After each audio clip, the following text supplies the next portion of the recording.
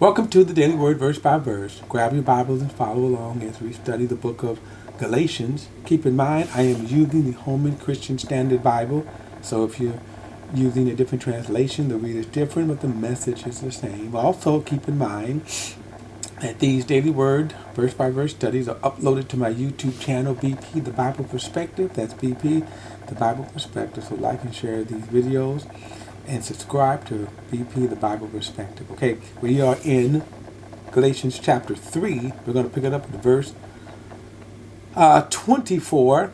Paul is dismantling the argument that we have to keep the law by showing why. A better way of looking at it is not that the law did not have its purpose, because the law had a purpose. It was added because of transgression. But what Paul is showing is what the law, what the purpose of what it didn't accomplish, what it was never meant to accomplish. So it was never meant as a way to be righteous with God. It never gave life. Okay? And so if you were honest, it led you to Christ. If you were religious, you overrode that, and as these Jews were doing, and by the way, remember some of these Jews had professed Christ, but yet they said, in addition to professing Christ, you have to obey the law. So that kind of religious mind is not only dangerous, it's just hypocritical. The Pharisees were experts in the law. Here's an example of their hypocrisy. They would meticulously keep every commandment of the law, right, in that ceremonial way.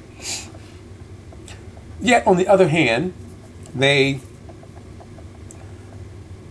framed Jesus. They conspired with Judas and framed Jesus.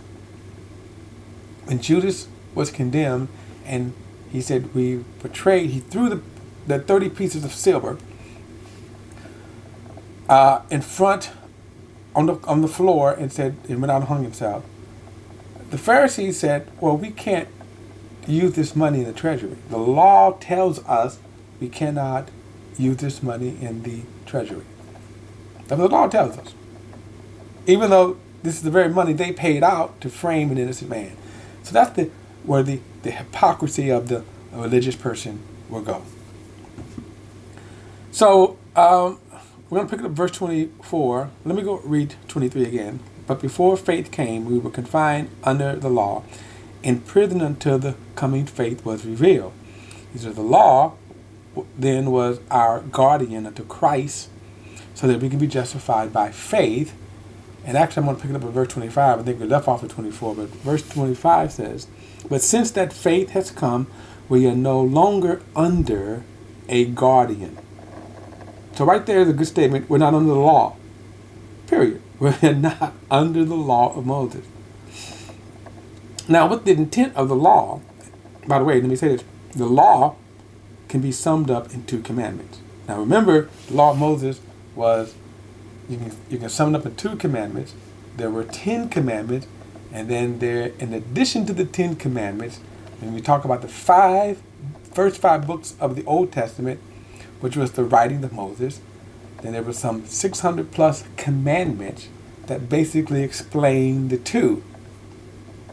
Okay, that's basically, the 600 plus commandments were basically an explanation of the 10 commandments. The 10 commandments were basically kind of an expansion of the 2 commandments. The reason why I'm saying all of this is because the 2 commandments is one, love God, and then love one another as thyself. Those are the 2 commandments that the New Testament gives us.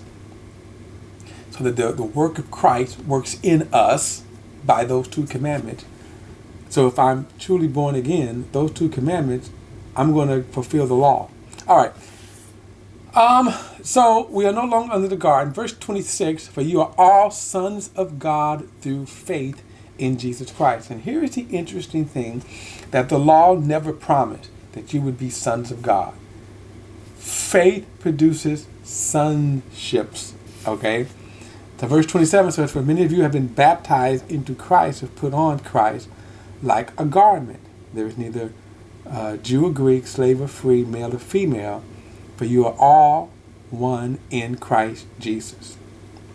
And if you belong to Christ, then you're Abraham's seeds, according and heirs. And if you belong to Christ, then you are Abraham's seed, heirs according to the promise. Let's go back and unpack this. This is, again, very powerful. What the law never promised, what the law never could not, it was never meant to do, was produce sons.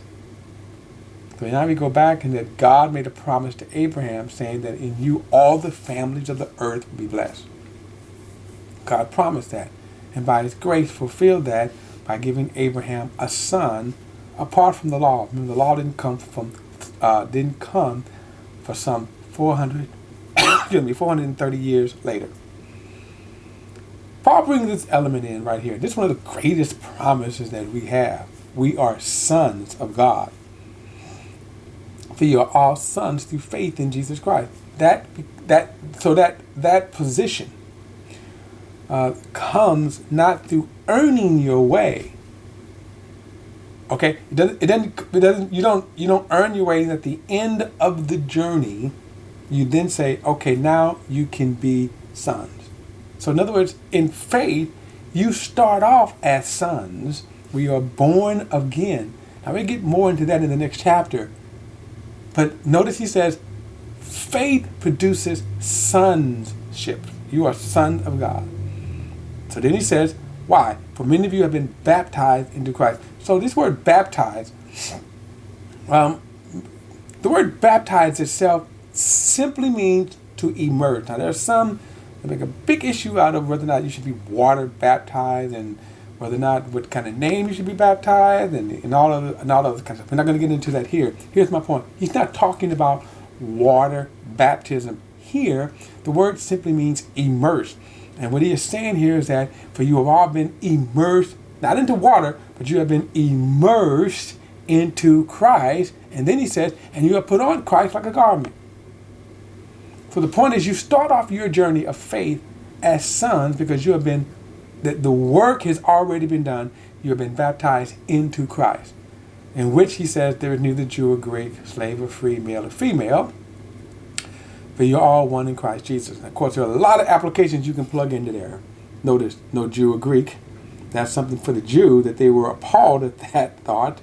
But notice this, slave or free or male or female. Not going to get into the roles of male and female, but this is who you are in Christ. Now, what you do is a different thing. The male and female roles I'm referring to, what you do. But who you are, and notice he says you're all one in Christ Jesus. Okay? And we'll get into the domestic side of that later. But it's important to know who I am. So why I may do what I do is something totally different. Same thing with being a slave or free. So then he said that if you belong to Christ, then you're Abraham's seed and heirs according to the promise. Now, to the Jewish mind, this is jarring because, remember, there's no greater figure in the Jewish culture than Abraham. So, Abraham, then Moses, those are two great figures. Not other great figures, but without a doubt, Abraham and Moses, that's it. Abraham is the father of the nation. So then, by Paul saying that you are a child of God by faith and not by keeping the law is what is meant to be devastating to law keepers. Okay? We are free in Christ by faith. We are not free in Christ by keeping the law or good deeds or nothing. So you are Abraham's seed according to the faith. Now, why is that important? Let's go back to verse 6. Just as Abraham believed God, it was a credit to him for righteousness. That's why he says that. That Abraham, way back, believed God, it was a credit to him for righteousness. Not by doing the works of the law. This is why Paul is saying this, especially to the Galatians. Because remember, these Jews were trying to say, you have to be circumcised and keep the law of Moses. Well, Abraham wasn't. Now, Abraham was circumcised as a sign of the covenant, but he wasn't circumcised to be righteous. The scripture says that. Even the Old Testament scripture says that. All right. We're going to pick it up with chapter 4 in the next video. I will see you then.